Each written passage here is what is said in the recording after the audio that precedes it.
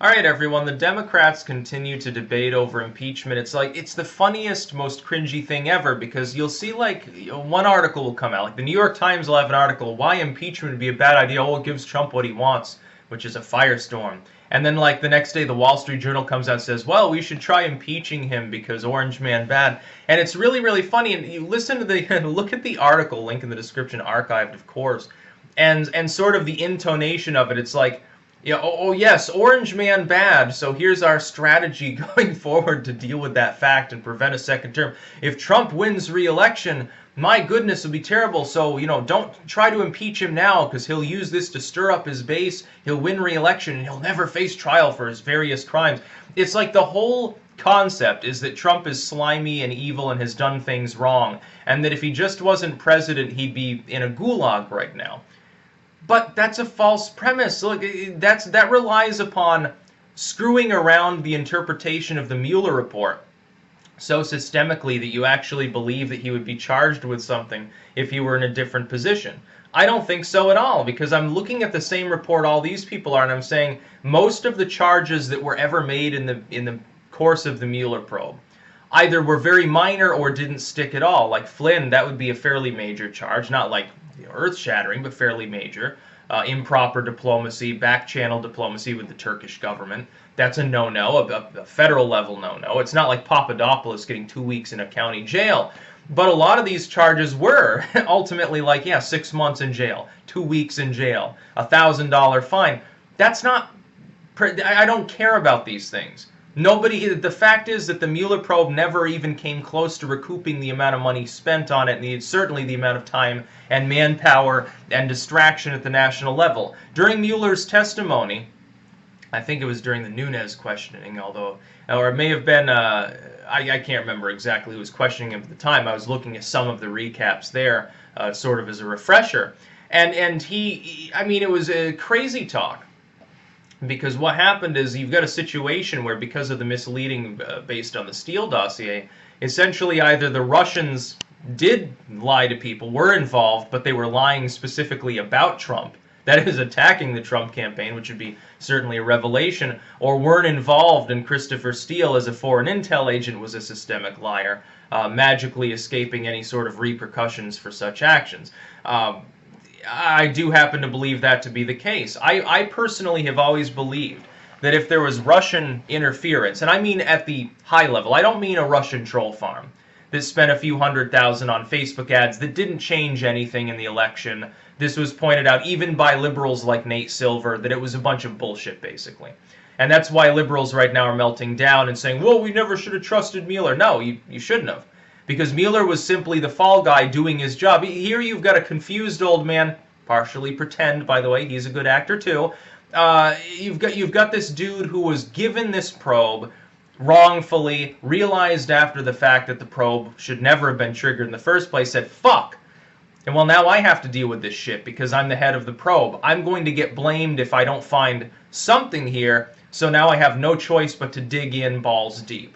And so he did, and he found some good shit like Manafort money laundering. That's a big story, the fact that Manafort and the Podesta Group, which everyone forgets, were laundering money for a Ukrainian faction back in the mid-2000s. But it doesn't deal with Trump. It has nothing to do with contemporary issues, as certainly the 2016 election. It has to do with an election in Ukraine years and years ago. So fucking it doesn't make any sense. But the Democrats are really shooting themselves in the foot with this. The problem is that the more that they publicly debate impeachment, here's free advice for the Democrats that they don't even deserve to get at this point, because they're not going to listen to it, so who fucking cares? Here's the problem.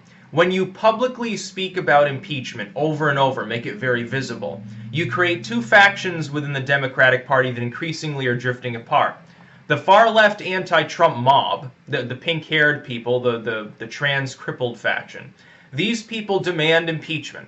Then you have the business Dems and neolibs. They demand no impeachment because they realize it's strategically not a good idea to attempt to impeach because it won't work. Either they wouldn't be able to have the votes to take up articles, or they wouldn't have the votes in the Senate to actually remove from office, or something will go wrong. There's no chance that Trump gets removed, virtually no chance he gets impeached, and a small chance that they can't even debate the issue. Like before with his mean tweets supposedly racist. Half the Democrats voted with the Republicans to shoot down even debating the idea of impeachment. There's your pragmatists. Almost half the party, though, didn't agree. They wanted to fall on their swords and make it an ideological struggle, much like it was Newt Gingrich's people way back in the day with fighting Bill Clinton. And it didn't work, and that's basically what Pelosi and her group were seeking to avoid. The problem is this: as long as you make the debate very visible, it doesn't really matter which choice you make. The default is no impeachment. That means that the far left gets more and more angry, more and more vicious and antagonistic, and more likely to not back the ultimate nominee, which will probably not be a far leftist, and probably not have impeachment on their lips. And if they do, then Trump will use that as fodder too. Well, the Democrats have no ideas and no platform. All they can run on is getting rid of me. They want to get rid of this economy, and here's the job creation and the GDP growth and stuff, unemployment going down. He'll show you that. Then he'll say, and they want to get rid of my diplomacy. And then he'll show pictures of him shaking Kim Jong-un's hand and going across the border and all this legendary stuff. Can you imagine, now that he's gotten his SCOTUS to approve wall funding through the Pentagon, discretionary spending, that's a major campaign issue right there. Probably the biggest one since the tax reform. Or maybe the ACA mandate going the way of the fucking brontosaurus. And then he might before the election. That's a big domestic policy success, by the way. It's a major change. It's a key to the White House.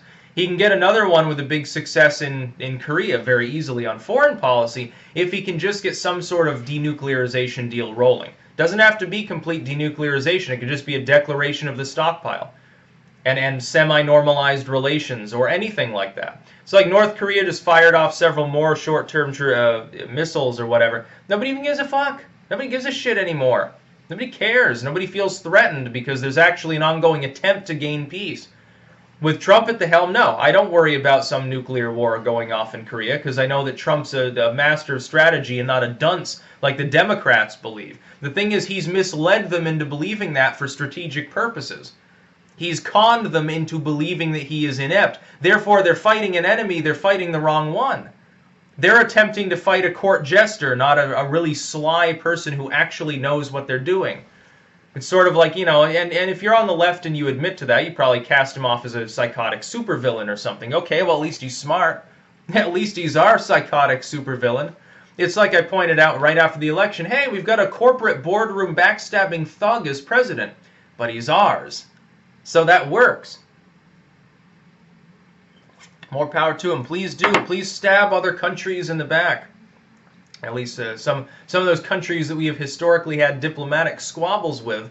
It'd be a good thing, probably. As far as impeachment goes, though, let's say that they were to take it up right now. Let's say they said, well, based on Mueller's testimony, we're going to take up impeachment. I wouldn't expect them to even start debate on it.